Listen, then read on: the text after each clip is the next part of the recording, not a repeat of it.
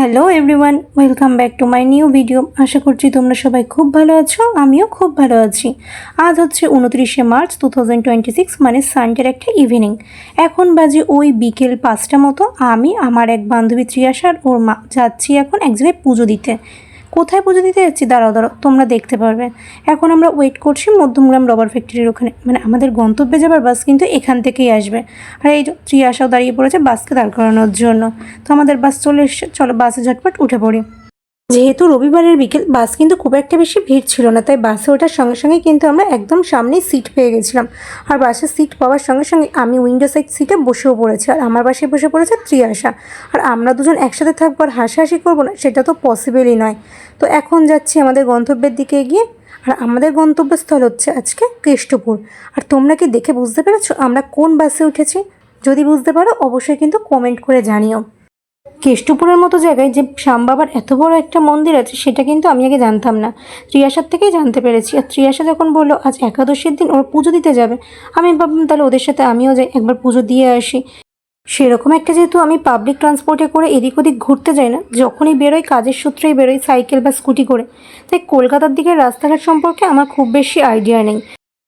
বাসে আমরা উঠেছিলাম ওই 5টা 10-15 নাগাদ, আর এখন কিন্তু অলরেডি বেজে গেছে 6টা। আমরা কিন্তু এখনও পৌঁছাইনি, মানে আমরা প্রায় কাছাকাছি পৌঁছে গেছি, কিন্তু এখনও প্রপার গন্তব্যে আমরা পৌঁছাইনি। আর এটা কোন জায়গা তোমরা কি দেখে বুঝতে পারছো? যদি বুঝতে পারো অবশ্যই কিন্তু কমেন্ট করে জানিও। ভীষণ পরিমাণে গরম পড়েছে আজকে। শুধুমাত্র জানলার ধারে সিট পেয়ে বসে গেছিলাম বলেই বাঁচোয়া, না হলে যে আমার কী অবস্থা হতো বাসে জার্নি করতে গিয়ে, সেটাই আমি ভাবছিলাম। অবশেষে আমরা পৌঁছে গেছি কেষ্টপুরে। কেষ্টপুর থেকে বেশ কিছুটা ভেতরের দিকে আসতেই কিন্তু এই মন্দিরটা পড়ে, আর মন্দিরের সামনেই কিন্তু একটা মিষ্টির দোকান আছে। আর সেই মিষ্টির দোকান থেকে কিন্তু আমরা পুজোর জন্য মিষ্টি কিনে নিচ্ছি। আর এই দোকানের মিষ্টির দামগুলো একটু বেশি হলেও মিষ্টিগুলো দেখতে যেমন ইউনিক ছিল, মিষ্টির টেস্টগুলোও কিন্তু ছিল ভীষণ ভালো। তোমরা কি দেখে বুঝতে পারছো এটা কেষ্টপুরের কোন মিষ্টির দোকান? যদি বুঝতে পারো তাহলেও কিন্তু অবশ্যই কমেন্ট করে আমাকে জানিও।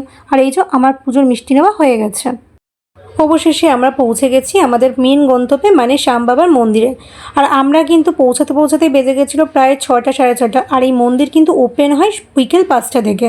তোমরা কি দেখে বুঝতে পারছো এটা কেষ্টপুরের কোন মন্দির? আর তোমরা কারা কারা আগে এই শ্যাম বাবার মন্দিরে গেছো পুজো দিতে, অবশ্যই কিন্তু কমেন্ট করে জানিও।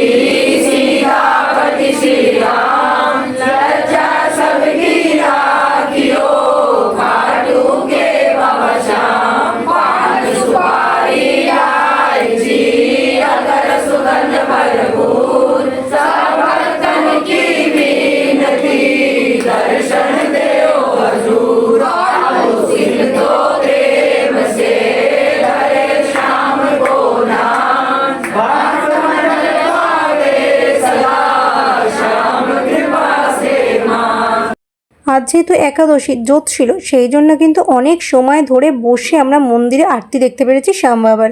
আর এখানে শুধু দেখো শ্যাম বাবা নয়, এখানে কিন্তু বাবা মহাদেব, এমনকি মা দুর্গাও রয়েছেন। আমাদের পুজো দেওয়া কমপ্লিট হয়ে গেছে, এখন বাজে ওই 7:40 মতো। আমরা মন্দির থেকে বেরিয়ে এসেছি। এবার এখান থেকে একটু হেঁটে গেলেই কিন্তু মেন রোড, আর ওই মেন রোড থেকে আমরা বাস ধরে পৌঁছে যাবো এবার আমাদের গন্তব্যে। এখানে না আসলে হয়তো এত ভালো যে সুন্দরভাবে আরতি হয় শ্যাম বাবার আমি জানতেই পারতাম না।